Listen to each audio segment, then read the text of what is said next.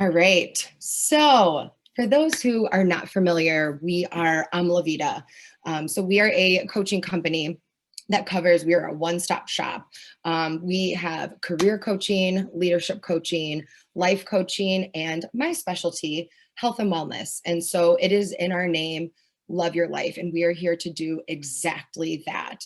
Whether you're going through different changes or transitions, whether you're hoping just to focus on your health, focus on your mindset, whatever that might be, we are here for you no matter what your goals are. And I am Jill, for those who do not know. My name is Jill. I am a certified health and wellness coach here with La Vida. I am also the event and client success specialist. So I wear many hats here, but I love all of the hats that I get to wear. My first passion really is health coaching, and I have a specialty in body confidence as well. So born and raised Chicago, I have a 2-year-old golden named Kevin, who there's a good chance he might pop up and say hi because he loves to say hi to all of our friends. So I'm curious, I know we have a few Chicago people here, but I'd love to know kind of where you guys are all coming in from and signing in from today. So feel free to, I can't see it yet, but I will check it out later just to see where everyone is coming from. I know we've seen some folks from Michigan. We've seen some folks from as far away as Istanbul, Boulder, New York.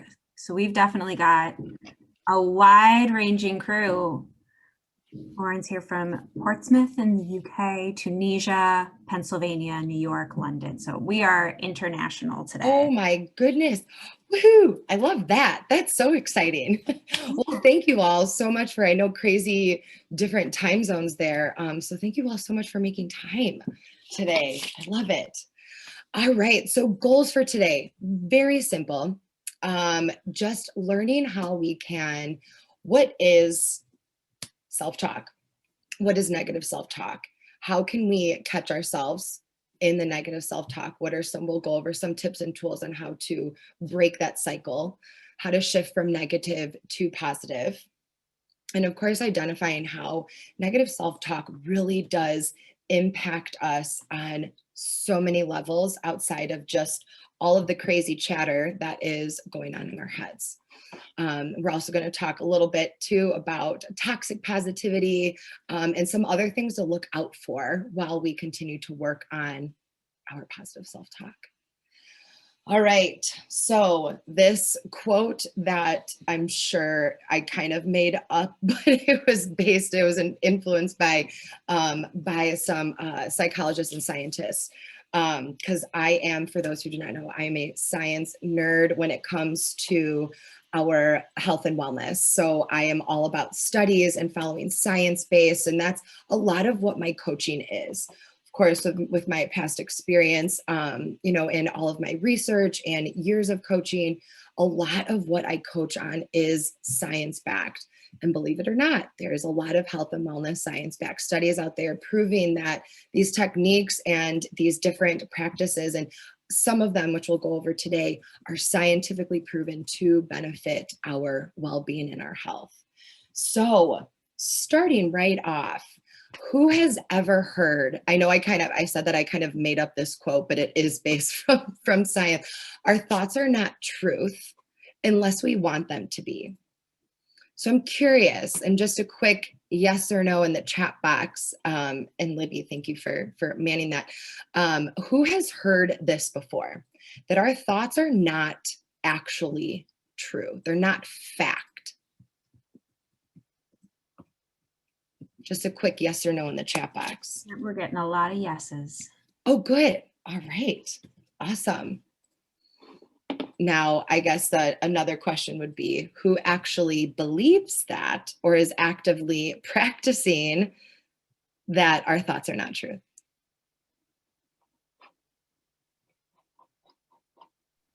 No, trying. Trying, yes. It's challenging, right? This is challenging work. But my goodness, when we start to make these little changes, that feeling of observing that change is unlike anything. So thank you for sharing that.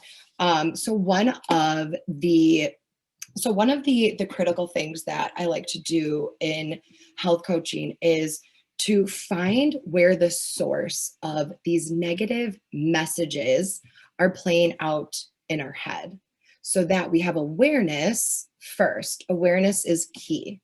We have to have awareness first on what actually is going on up here, so that we know what to change, that we know what to focus on. And so by understanding where we can get to the source of these negative thoughts, that's how we can actually overwrite them and work through them. And we're going to touch on those overwriting practices in a little bit. All right. So what is self-talk? So I know we've kind of already dove into this a little bit, but again, this is awareness piece. And I like to ask this question up front, and please go ahead, whatever you think, what is your definition of self-talk? Now could be based on what your experience is, just guessing, but curious, what do you think self-talk is? And the reason why I asked this question up front is just to create like a working definition, because everyone's definition of what self-talk is different, right? It's based on our experiences. It's based on, maybe not so great experiences, but what do you think self-talk is? If anyone wants to take a stab at it. All right, so we've got the fleeting thoughts that come and go and what you select to focus on, inner monologue that plays in our head. Sometimes it's just rumination. Ooh. The things we tell ourselves about ourselves and our experience, our inner voice, and the conversation that is ongoing. Ooh, those are wonderful. Those are great. Yeah. I love those. Love it. Yes, exactly that. So that working definition is a perfect example. So it's just what is going on in our head. We have all of these messages that are stemming from somewhere, right? So that's what plays out in our head. That is what self-talk is. So now kind of shifting into this other part of the definition of what is self-talk, or what self-talk is not. And so kind of this idea of, actually, I'm curious really quick, who has heard of, in the chat box, just quick yes or no, who has heard of toxic positivity before?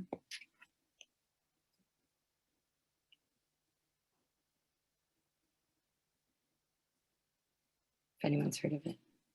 Mostly yeses, but we do have a couple no's. Okay, good. I love that. So toxic positivity is something that I feel like has always been around, but maybe in the last, few years, or in the last 5 or 10 years or so, when health and wellness has really started booming, this concept has kind of started to come to the surface about toxic positivity. And the definition of it is I'm just going to read this, the overgeneralization of a happy, optimistic state that results in the denial, minimization, and invalidation of the human emotional experience. I feel like that definition sounds a little bit scarier than it actually is. But in other words, toxic positivity is pretending that everything is okay and everything is fine when it's not, when we're not feeling fine. But we kind of just put on that everything's great. Whether that is when we're talking with people or when we're talking with friends and they ask us, how are you? I'm fine. Are you really fine? Because I know that I am totally guilty of that, not acknowledging or addressing the emotions that I really am feeling. Other ways of toxic positivity that comes up is feeling guilty for feeling a certain way. This is a big one that I work on with my clients, is feeling guilty for feeling jealous of someone else's positive lifestyle, or maybe feeling jealous about what we see on Instagram, right? Instagram or on social media is a really easy way to show everyone that highlight reel, right? Everything's fine. Look at these awesome, happy, wonderful pictures that I'm sharing. But really on the inside, we might not be feeling that. Another form of toxic positivity is pushing through it. Is just saying, I just got to push through it, even though I'm feeling super stressed and overwhelmed and burnt out, and I'm kind of all over the place. Just pushing through it, right? It could be worse. That's another really strong one that I feel like comes up a little bit more nowadays, given these circumstances, is it could be worse. That's invalidating. That's not validating how we feel, or even others' emotions as well. It is what it is another phrase that I feel like I hear often. It is what it is. This is just it. Even if we are feeling upset or our thoughts are overwhelming, whatever it is. So with those, and of course there's different ways. Those are just a few examples of toxic positivity. But I'm curious if you guys want to, kind of share in the chat box throughout, if you have any other definitions or experiences with toxic positivity or other ideas. Because the resolve here, of course, toxic positivity, again, being aware of what these signs are. And it really is just that focus of pretending like everything's okay when it's really not. And so something that, and of course, this is something that I dig into pretty deep with my clients, but for the sake of timing, it's really about that balance of, and we'll go into more of these specific things on what how to work through toxic positivity, but it really is just finding that balance, that observing the good emotions. I try not to use the word good or bad because emotions are just emotions, but maybe the more pleasant emotions and the unpleasant emotions, being able to sit with all of them. Because if we suppress any emotions, even if it's the unpleasant ones, that means that we're also suppressing the good and the more pleasant emotions as well. So just kind of a takeaway from here is just observing the emotions that you're feeling, observing what's kind of going on in your head, how you're feeling, be aware of it, sit with it, just be with it. And then we can go on and shift into a different mindset, which is what we're going to dig into a little bit. So it's just that balance and acceptance of the entire emotional spectrum. All right, so this is a tool this is one of my favorite tools that I get to use with my clients, and of course sharing with you all. So TFAR. So there's so many different variations of this, but this tool is what helps us to observe the negative self-talk patterns that are playing out in our head. And something else that I didn't mention before is a lot of where these consistent negative thoughts that might be playing out in our head, they tend to stem from something. And so again, this is whether it's a belief or it's a situation that might trigger these thoughts, whatever that is, there's always something that stems from that. And so a lot of the work that I get to do with my clients is getting to the root of that cause. Where are these negative thoughts stemming from? What's triggering them? Why are they here? Why do they keep coming up? Why do they keep playing out in our head? So by getting to the root cause of where that's coming from, that is what can help us heal that. And so with that, so stemming from beliefs or situations, so here's this little kind of this circle model to show you how this builds on top of each other. So our thoughts trigger our feelings. So when we have a thought, triggers a feeling, and then our feelings influence our actions or behaviors, or inaction, because inaction is surely a choice of action, right? And then our actions is what creates our results, our life, our reality. And so with this, it helps us to kind of pull apart, dissect what happens when we get that negative thought that gets stuck in our head.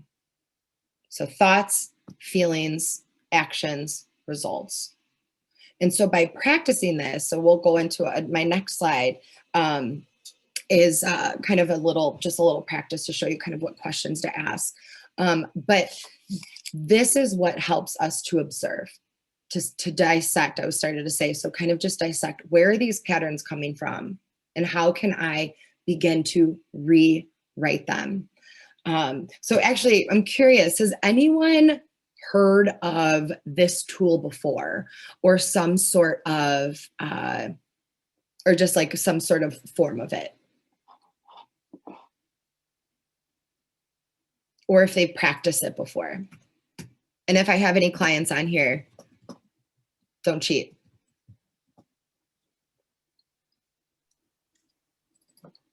No. No, okay, good. One person who said yes, it's CBT. Awesome. Behavioral therapy, but yeah. Yes, that's another one too. CBT, I know that they use that a lot with this. Yeah, so this is just helping us to just observe these patterns that continue to play out.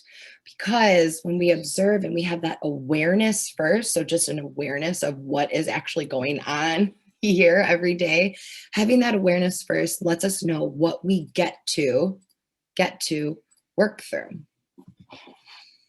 So going into this next slide. And so this is something we don't, for those who might be asking, we will be sending a recording of this. We will not be sending slides, but for the TFAR slides, I can share these templates just so you guys have them and you can continue to practice them on your own. So a little treat from me to you. All right, so this TFAR model, this awareness of where these thoughts are stemming from and how can we begin to rewrite this. So that awareness piece first, right? You're going to hear me say awareness at least 100 more times today. Awareness is key because what we focus on expands. What we focus on expands. So if we are in this place of awareness, our brain is going to start picking up on these things a little bit more, right? And so with this model, so actually we're going backwards. So the starting point is our thoughts, feelings, actions, results. Now, in order to dissect that and work through it, we want to reverse engineer that. So reverse engineer meaning right here, starting with the results first.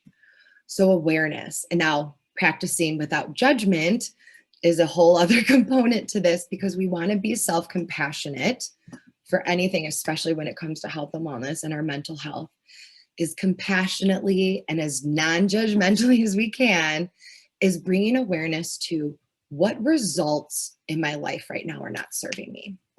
So what is, and you can get as granular as you'd like, or it could just be maybe broader, career, relationships, whatever that might be. What results in your life are not serving you right now? So just whatever that is. And please feel free, if you have something to write with, maybe just jotting this down now will help as well. So what results are not serving you? And then keeping reverse engineering. So actions. So what actions are you taking right now or in action, right? Maybe there's things that you should be doing, but you might not be. What actions are you taking that are leading to that result that are not serving you?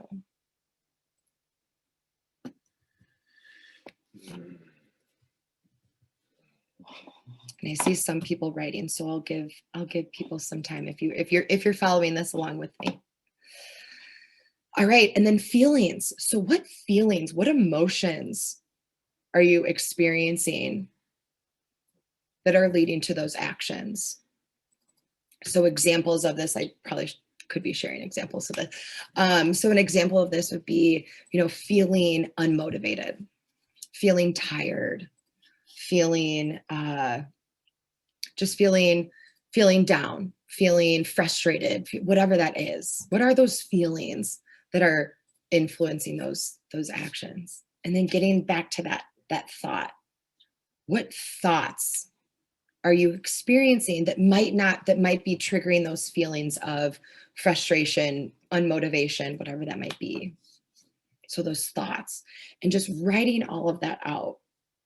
So like I said, I know for the sake of time, I'll share this template so that you guys can take time to do this on your own, because by writing this stuff out, again, what we focus on expands.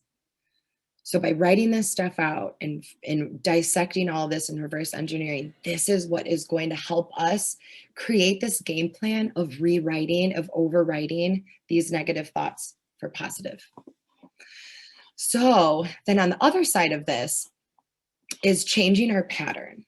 So this is that kind of that we're getting into that overwriting part. So again, starting with results, what new results do you want?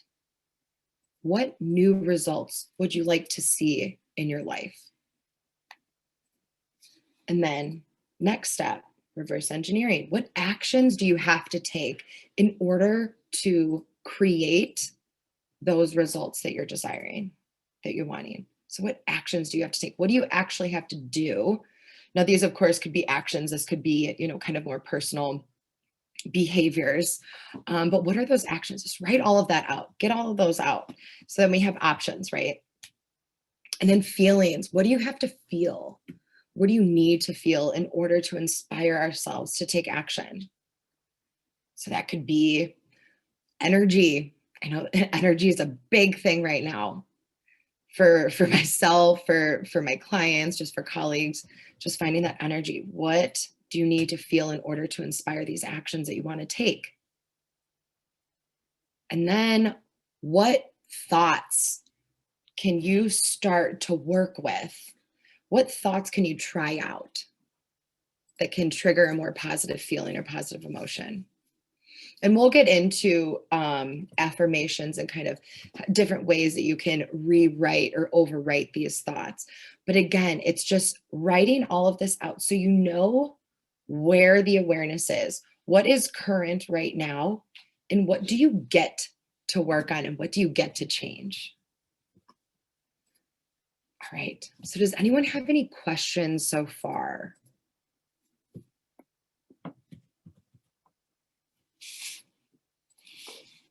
Lovely.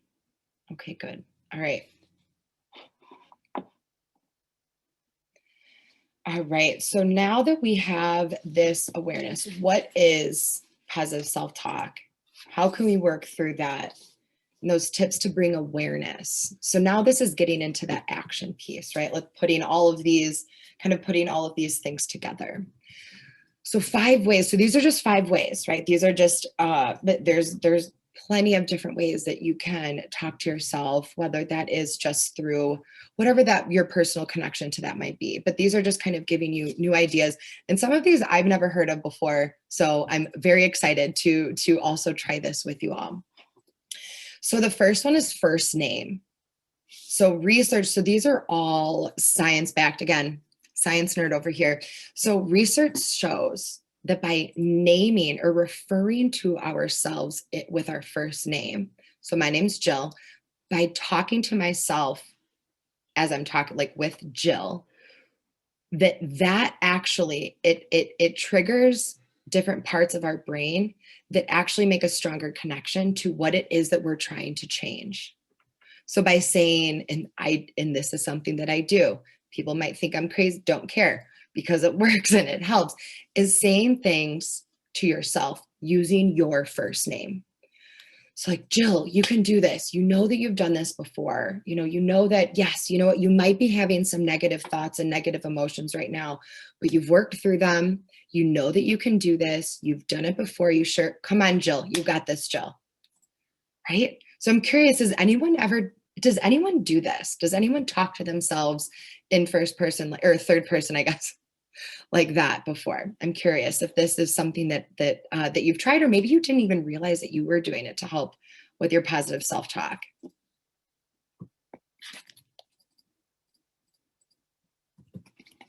Love it. Awesome. And another thing too, just looking at my notes here, is that studies do show that the first name self-talk is a really great way not only to empower you, but it actually kind of it puts us in this place of I've got this, right? It's a little bit more easier to work through when we're kind of coming from the outside as opposed to me or I. So it's a fun one. I like to practice that one. Second, broaden your lens.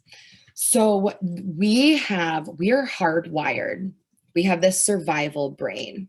And when we see something as a threat or we observe something as a threat, our brain kind of goes into this tunnel vision, and it's the only thing that we can think of.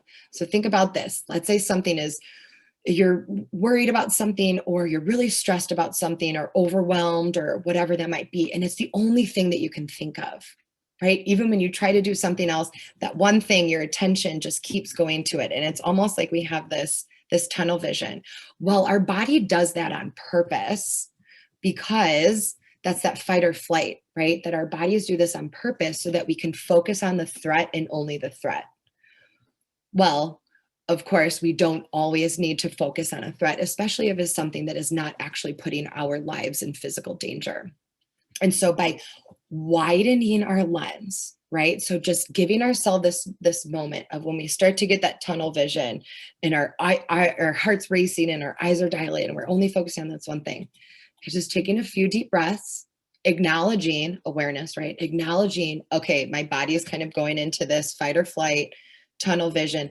Let's take a step back, broaden our lens so we can look at the entire picture as a whole, as opposed to just that emotional response. And so by widening that lens and taking a step back, it gives us more space to work through that. Is this something that I need to be stressing about right now? So just widening that lens creates a much better perspective on the situation at hand. All right. And then next, self-compassion. So I kind of talked about this a little bit, and it is challenging, especially when it comes to, any sort of personal development work. So the self-compassion piece is what will help us to step into this place of not having those anxious emotions flooding our systems. And it just is much easier to work through some of these challenging things when we're coming from a more accepting place and a compassionate place. And this holds true for any sort of, especially for personal development, is that self-compassion piece, being easier on ourselves. And another little thing too is kind of dances between the first name, is talking to ourselves like we would a friend or a family member that is coming to us and saying, I am just so overwhelmed. I can't, I'm just feeling really crappy. I can't get through this. And what can I do? And talking to ourselves as if we're talking to a friend. Acknowledge is so, so, so important when it comes to this, because this is what, again, it's that awareness. Acknowledging, what is it that I'm feeling right now? Where are my thoughts? Where are my thoughts right now? And acknowledging them kind of helps us to create this space of almost not detaching from it, but just creating space between us, what we're feeling, what we're thinking, and what is actually happening. So by acknowledging what is, it's almost like naming it. So I say this all the time. Well, hello, anxiety. You were super chatty today. Or stress. Oh, hello, stress. I see that you're back for more. How can I serve you today? How are we going to work through this? So kind of just creating that, like that first name tip, just creating this space so that we kind of just remove it from ourselves. So we're not so worked up and we're not so wrapped up in it. So just acknowledge what it is that you're feeling. Acknowledge what it is, what the thoughts are that are going through your head, and just be with that. Right. And then self-affirmations. So this is another way this is something that I also practice very strongly as well. And so self-affirmation. So I'm curious, who has heard of affirmations, or who practices affirmations or self-affirmations? We have a few people kind of familiar. Yep. Sweet. All right. Affirmations. Yes. So this is a really, really great way to help us practice that overwriting those negative thoughts, right? So kind of taking everything that we've worked through right now. So these self-affirmations help us to almost envision ourselves in a different state of mind. And so affirmations are there to help reinforce what it is that we're trying to think or that we're trying to create in our lives. So an example of a self-affirmation is something that I actually have a post-it in my bathroom mirror right now. It's not necessarily, it's little by little by little creates a lot. It's not necessarily a self-affirmation, but it is a reminder for myself that little by little creates a lot, working on those little things and focusing on the positive. So another self-affirmation example is, I am in the process of becoming the best version of myself. I am in the process of working on improving my health and wellness by whatever that might be. So I like to say I am in the process of, because when we are, especially when it comes to thoughts, and this is kind of looping back to that toxic positivity part, is that if we have been believing that we are not good enough, or we are not worthy enough, or strong enough, or skinny enough, or pretty enough, whatever that is, if we think that we're not those things, or we believe that, and then all of a sudden we just start telling ourselves, I am good enough, I am worthy enough, I am pretty smart and all the confident, courageous, all these things. If we don't believe it yet, it's kind of just going in one ear and out the other. Because I know I have done this many times before, where I have tried to, write out an affirmation for something that I want to create in my life. But when I read it, it just doesn't resonate with me. It just feels fake. And so that's not for everything, but just to be aware of that. Sometimes writing these out, what feels right for you? And so another affirmation that I have is, I am rebalancing and realigning with my body. I am in the process of, or I am, because we want to set ourselves up for that overwriting, for rewriting those positive thoughts. So another thing too is that kind of along with self-affirmations is, even if we don't think that we might, even if we don't necessarily believe these positive thoughts that we are trying to implement, is that we can still ask ourselves, challenge that. Even if you're writing out the self-affirmations and stuff starts to come up, you say, well, I'm not going to get that, or there's no way I can do that. Of course not. Remember, our thoughts are not truth, or our thoughts are not fact unless we make them fact. So if we have these thoughts in our head that are playing out of like, what if I don't do this? Or what if I can't do this? And what those self-doubt thoughts, those can do damage. But thinking of, well, what if the positive happens? What if I do get to improve my health and wellness and I do get that job? What if I do whatever that thing is? So flipping the lens, looking at it from another way. So I think that can also help. The point of me saying all of that is that can also help us to form those self-affirmations based on what feels right. Based on what feels right. All right. How are we doing so far? Any questions or anything, Libby? So we're good. All right, wonderful. All right, group chat. I'm curious, given these different tips, whether it's the ways to talk to yourself, TFAR, anything like that, how are you going to make these new ways of talking to yourself, and about yourself? That's a huge point that I should have mentioned from before. The way that we talk to ourselves is also, we have to be aware of how we talk about ourselves, right? Because talking about ourselves is the same thing. It's the way that we talk to ourselves and about ourselves. So how are you going to make these new changes? How are you going to make these part of your daily routine? So if you want to go ahead and just share in the chat box, how are you going to make these new ways of talking to yourself and about yourself part of your daily routine? Got Stephanie says that she has a bulletin board in front of her desk that she looks at to remind herself a few times a day. Beautiful. I love that. Yeah, reminders. I actually have right above my laptop, my partner's desktop faces me, but I have post-its all over it that those reminders are so, so important. And that's why I say daily routine, right? Because these changes that we're making, that we're working towards, these new ways of thinking, we've been thinking this way for a really long time, for most of our life.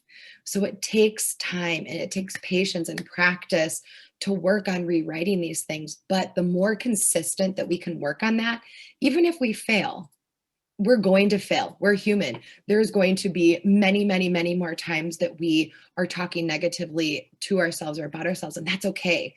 But we know that we're making the changes. We know that we're consistently working on them. So that's the important part of this daily routine. How can we consistently make this part of our daily routine? We have a couple folks saying that they have journaling practices and they're going to write their affirmations in their journals. Yes. Morning meditations, ways to catch yourself. Mary says she's going to catch herself using self-deprecation as humor. Ooh, yep. Yes. Ooh, so Mary, that's a huge one. So that's actually what triggered me to remember to share how we talk about ourselves. That self-deprecating humor. Yes, it might. So that's kind of that's that kind of that suppressing those emotions, whatever that might be, right? To try and divert ourselves into avoiding what it is that we're really feeling with humor. That's a big one. That's a really big one. Oh my gosh. Huge props for recognizing that. And then a couple folks adding them to their vision boards. Oh, good. Yay. And repetition. Lauren says she's going to use the same one every day for a week to help that it sticks. Oh, that's such a good idea. Oh my gosh, Lauren, I love that you just mentioned that because this was something that I actually just did the other day. So one of my, something that I've been working on is my positive self-talk about my skin. My skin I've been working challenges working through my skin, but it's a huge thing that I've realized that I have let play out repetitively for far too long. And so that repetition is so, so, so important when it comes to that. And so I had something written out for maybe like a week and a half where I would just look at it in the mirror because my eyes would immediately go towards my skin and those thoughts would start playing out. And then I'd feel crappy and all that, kind of that snowball. So I realized that what I had written out on my mirror just wasn't really exciting me anymore. Wasn't feeling anything. And so I just took a moment and I just wrote out whatever it is that I felt. So using TFAR, what is going to inspire me? What is going to make me feel good in this moment or accepting in this moment? And then change it up. Doesn't have to be the same thing. So I just did this the other day. I was like, you know what? This self-affirmation isn't really motivating me in the way that it used to. I'm going to change it up. Always, definitely invite that. I love that. Awesome. Yeah. And also for journalers and everyone out there, even for meditation, focusing on, what is that one affirmation that you want to work on right now? Just keeping things simple, one thing at a time. I feel like that's just my opinion. You can work on as many as you want at once. But what is that, maybe just writing that out in your journal every morning. I'm in the process of whatever it is. Or before meditating, what is your affirmation that you're focusing on right now? And just planning that and letting that sit. So many different ways to go about this. I love this. All right. We're going to keep going. We have a few minutes. I want to make sure to save time for questions if there are. Okay, so this is a little bit kind of just putting all of these step-by-step things together. So I invite you, if you have something to write with or write on, both, what are some negative thoughts that you have right now? whether it's just about one situation or something that you're working through. So for me, affirmations, negative thoughts about my skin. That's something that I have. They're very, very chatty up there. So what are those? And I definitely, so maybe I'll share these. Maybe I'll share these questions too. I haven't decided yet. Is just giving yourself that space to just brain dump. So brain dumping, I don't know if anyone's heard of brain dumping before, but just giving yourself that space, whatever is in your head, whatever thoughts are running through your head, just write them down, get them out, or speak them out loud. Ooh, that's a fun one to do. That's actually something that I do with my clients in session. It's a fun one to do too. It's just, what are those thoughts? What's going on up here? Just writing all of those out. Because remember that awareness piece. What we focus on expands. So if we know what we should be looking out for. So like Mary, you said that the like self-deprecation as that trigger, that signal of, whoa, catching myself. So if we know what those negative thoughts are, that's how we can better catch ourselves. So then on the other side of that are, what are some positive truths in your life that counteract those negative thoughts? So tying it back to that first quote of, our thoughts are not truth unless we make them to be. What are positive thoughts that we want to have, that we actually have truths connected to that, to prove that this thing is what it is? Now, this one's a little bit more challenging because this is something that I spend a few sessions on with my clients, is getting deep into finding that proof of whatever it is that we want. So something is, that I can, like a counteracting thought that I have, for my example of trying to think better and feel better about my skin, is whatever my skin looks like doesn't have any impact on who I am as a person. Or my skin is the least interesting thing about me.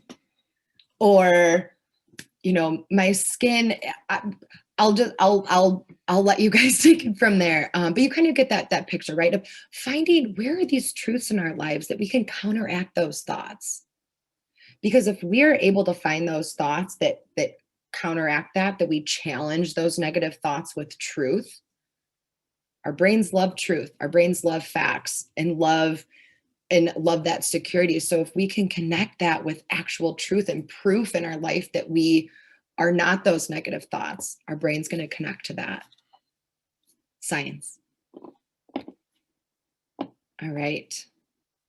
Okay. So that was a lot, but I hope that by kind of picking apart these things and and just dissecting them step by step kind of helps us to look at this process as, it might seem a little bit intimidating. How are we supposed to change our negative thoughts to positive?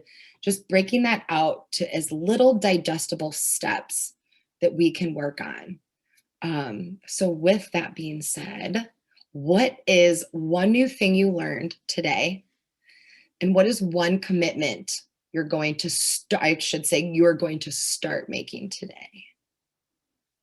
So I'll give you guys some time. You can go ahead and put that in the chat box. What is one new thing you learned? Or maybe you knew everything today. Maybe something just hit you a little bit differently. What is one commitment you're going to start making today?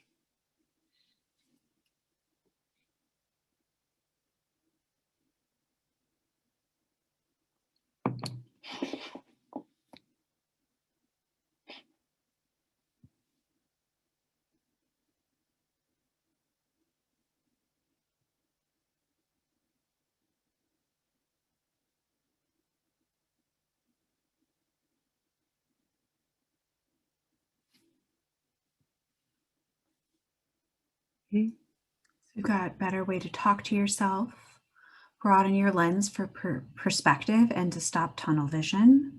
Do a self-affirmation in the morning and journaling about it at night. Ooh, I love that. Ooh, that reflection piece. Whoever wrote that, very key. I love that. I actually might start doing that myself. Thank you. And then we've got toxic positivity was something new, Jessica says, and she's going to commit to one positive affirmation a week. Arja says tell myself what other people thinking about me is not my business. Ooh, yes. Love that. Oh, that's a big one. We are not responsible for what other people think about us. Love that.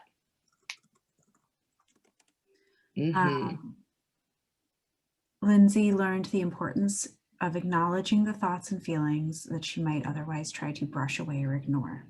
Ooh, yeah, that's a big one.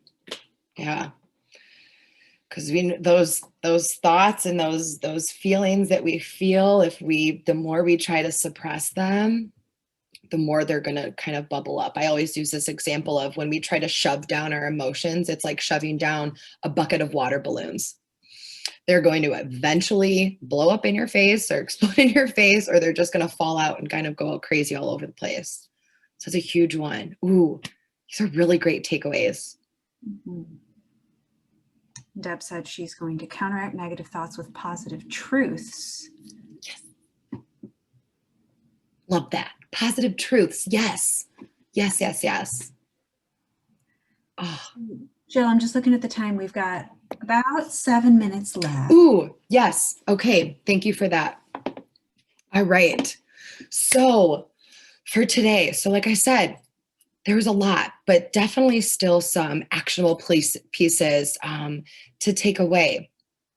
And so there's, of course, there's some of that kind of looking under the hood, getting a little bit deeper into kind of so we did a lot of these actionable pieces on how to, kind of work through and shift negative self-talk to more positive. But another huge part of that is getting to the root of where that is, where those are stemming from. So if that is something that you're ready to take action on, or if you found that things are available or valuable for you today, I am offering 3 30-minute health strategy sessions where you will come to the session with one goal that you would like to tackle, or one goal that you are currently working on that you just need a little bit extra guidance with. And so what we'll do is within those 30 minutes, we will address whatever the goal is that you are working on and figure out a game plan or strategy to help you achieve that. So I'm going to actually, the next slide, I'm going to grab the link, Libby, because I forgot to get that to you. So just going to ask. Yes. All right. And so I guess a little bit kind of, well, actually, no, that's good. We have enough time for that. So these strategy sessions, so I'm going to, because you can't click through the screen. So I'm going to stop sharing and grab that link for you all. I just typed it in the chat, Jill. We're all set. All right. Well, just kidding. Thank you, Libby. Look at you. Look at you go. You can type. Wonderful. Yes. So please go ahead. I only have capacity for 3 of these for the end of February. So the end of February, we'll have 3 of these available. So please go ahead, click that link that Libby shared in the chat box. If you are interested in digging a little bit deeper into some of these health and wellness goals that you have, or even if it was something that, sparked interest today. What is something that you want to work on and get that scheduled with me? Wonderful. All right. And then these last few minutes, questions. Does anyone have any questions or comments or anything from today?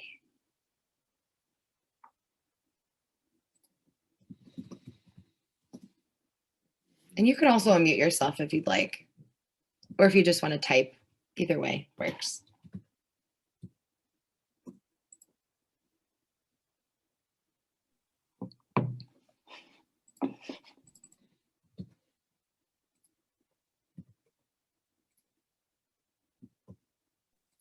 Hi, Jill. I have a question. Yeah. So Hi, Heather. I feel like the mood fluctuates like with the cycle, or sometimes it's hard to predict. And when you're feeling down and unmotivated, especially in the winter season, I feel like it's more frequent than the summer season. I think weather affects a lot. And I think it's helpful to find a way to pick up yourself and like find your own motivation. And I wonder, like everybody uses different, technique. It could be sweets or music, but like how to figure out what can be that factor for you, and what would be good method to deal with it. Oh, that is such a wonderful question. And for the sake of time, I definitely would love to get into this deeper. So if you would like to use that strategy session, we can. But so something that, thank you for bringing this up, because I think this is really important to understand kind of that belief piece, right? So we talked about thoughts, feelings, actions, results, but there also is that belief piece, but then it's situational. So situations, or this crazy pandemic that we are still working through, that still impacts us. So we could do everything right. We could wake up, we could do our morning routine, our affirmations, working out, all that stuff. And we could be checking off all of those things to make us feel good, or to try and trigger those positive thoughts. But there's still so much going on outside of us that's out of our control. So when we feel that we're kind of in those ups and downs, that's going to happen, right? The goal is not to be positive all the time. That is not the goal. The goal is just to find that balance and to be aware of how certain things impact us. So seasonal, yes, that is a huge thing. I think this was the first time in a while that I've really felt that seasonal down of winter and just not feeling my best. And so something that I had to stop doing was forcing myself to match where my energy and my feel good and my emotions are, where they might have been in the summertime, where I'm more active. I'm in Chicago. I'm sure I feel like everyone's been hit by crazy weather, even if you're in Texas, but that seasonal emotions absolutely are valid. So one thing that I invite you, or something that I've tried, is just to observe, okay, what is it that I'm feeling? Where are my energy levels? And what's the baseline goals or the baseline action that I can take to help me feel a little bit better? But not necessarily forcing ourselves to get to that heightened state. Just what's the bare minimum that we can do to take care of ourselves. And so something like that for me, like in the wintertime, is I'm not nearly as active in moving my body nearly as much as I am in the summer. So my baseline for winter and kind of these dark, gloomy days is for movement is I'm just going to get up and at least give myself 5-10 minutes each morning to stretch. Now, on the days when I'm feeling a little bit more energy and feeling a little bit better, I'll do a live stream class, or I'll do something, that's a little bit more active. But being aware of how we're feeling, and that's okay if we're feeling down, but being aware of that and then choosing our actions or choosing what we want to take care of ourselves based on that is a really, really great way to honor your emotions, but also just to reconnect with your body as well. So just finding that baseline based on that roller coaster of emotions and seasons is a really great place to start. Thank you so much. Yeah, of course. It's a good one. Sorry, that definitely took up time. Does anyone else have any other questions? I think we have to wrap up because we're at just after the top of the hour. Oh, we are. Oh my gosh. And Maggie off to bed. I love that. Awesome. Well, thank you all so much. And I do apologize for going over. But if you guys have any other lingering questions, definitely, I'm going to send a follow-up email that will include this recording along with those TFAR questions. And I will include that in the follow-up email, but that is me behind that. So if you have any other questions, please go ahead, actually you can use the strategy session. It's complimentary. It's a great way just to kind of get everything out, see what we can do with that. Or you can just reply to that email and hopefully I'll be able to answer your question there. So yes, well, thank you all so much. I hope that this was helpful, and I know that I needed these reminders myself. So thank you for letting me share, my own personal work with you all. So, oh, Jackie, heart you. Thank you. All right, everyone. Well, I will let you get back to your day. If you are in the Midwest or down south, please stay warm, take care of yourselves, be safe. But thank you all so much. And I hope to see you again for one of our webinars soon. All right. Later, everyone.